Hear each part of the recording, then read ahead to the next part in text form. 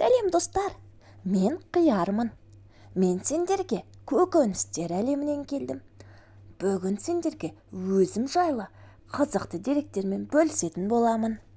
Мен достар, жасыл түстімін, ұзынмын және мені бақшадан табуға болады. Мені суарып күнге қойсаңдар, мен шытырман қиярға айналамын. Менің ішімде өте көп су бар. Денеңді шөлдетпей сергей кетеді. Ал менің құрамымда С дәрумені бар. Ол сенің иммунитетіңді күшейтеді. Мені жесе, тері әдемі әрі таза болады.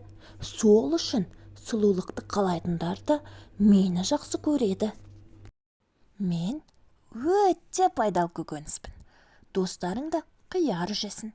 Салатқа, сэндвичке, тіпті жай ғана қытырлатып жеуге болады.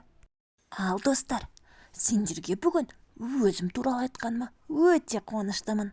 Естеріңде болсын, қияр жесең, денің сау болады.